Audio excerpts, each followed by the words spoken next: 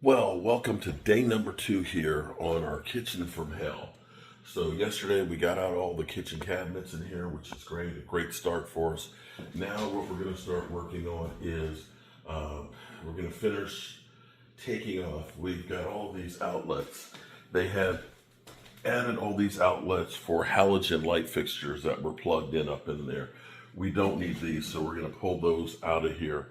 Of course, we got our GFIs. We want to make sure that there's plenty of those on here. But you can tell that these are the original circuits. These all are new old work boxes that are put in here and things. Now we've got this tile in here that is just an absolute positive mess. We also, where they ran those new circuits, they cut a whole lot of holes that were behind the cabinets that are there. So we're just going to take this piece of drywall off and we're just going to take this on up here, and that way we can take these out easily. We'll get rid of the tile. We'll have a nice smooth wall, of course, through here.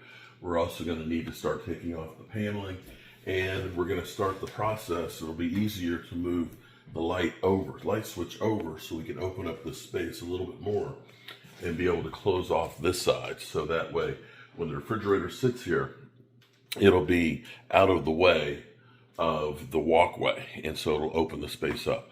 So we're only going to have a few hours today because I do need to go down to the red brick house and pick up some of my tools, and I have a historic commission meeting tonight too, as well.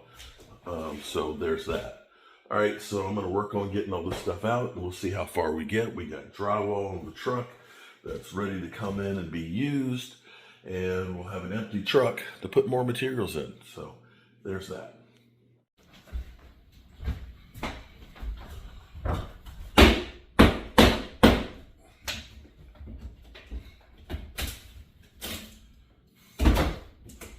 go a long way to determining how this is all going to go.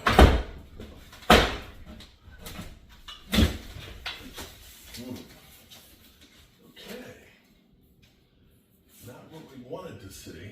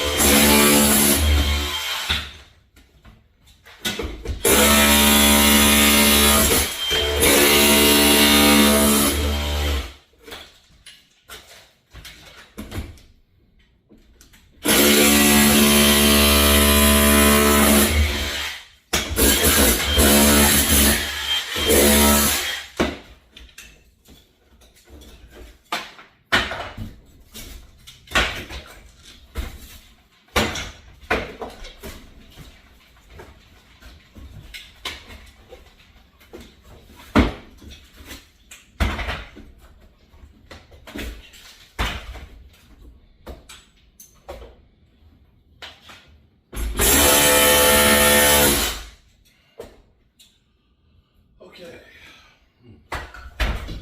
All right, so here's what we got. We've got the wire coming up through there. They've added this in here. Unfortunately, they have it right here through the header. We don't have a lot of slack with it, but what we can do is we can go through, cut the power off on here, put a junction box down here to keep the power going up through it, and we'll be able to relocate the box right here, and we'll end up using a nail-on box. And what we'll do is be able to pull this out of the box and drop that on down into it. We don't have much slack, but we'll be okay to be able to put it right there. And that'll get us back to our original opening. This is actually great because this gives us a lot more width than I was actually hoping for. So this will be really, really nice. We'll relocate that switch box right here and be good to go. Yeah, it'll be good. It will be good. So we can take this on out of here and get it back to where the original was. We'll keep on coming through here and taking off all the drywall and the boxes, and that way we can locate all the electrical. And then come tomorrow, we'll get Michael in here to relocate all the wiring. Whew.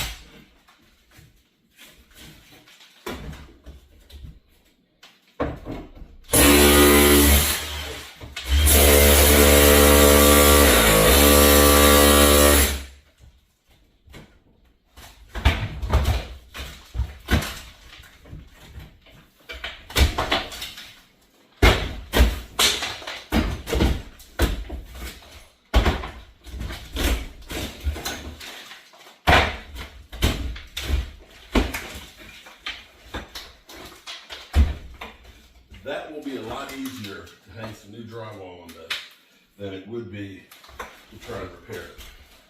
So you can see why we do what we do. And, whew, yeah. So we can see how the circuits are being run through here. I'm assuming, okay, so this is the end for day 2. I actually have to go back down and get some stuff tool-wise and things, and I'll have the electrician in tomorrow because we've got all of these circuits that were put in here that need to be pulled back down into the basement so we can get them out and so on. And so we've got like these that have been just kind of jack-legged in here. And I don't want to leave these, or don't want to just stuff them in the wall. That's definitely the wrong thing to do. And the same thing with this. I believe I actually have some 3-wire in my storage down the road, so I'll pick some of that up. What we'll have to do is we'll have to put a junction box up here, so that way we'll have enough wire to come down. We'll put the switch box right here, and we're going to have to, again, pull this through down below in the basement, and then be able to pull it back up in there.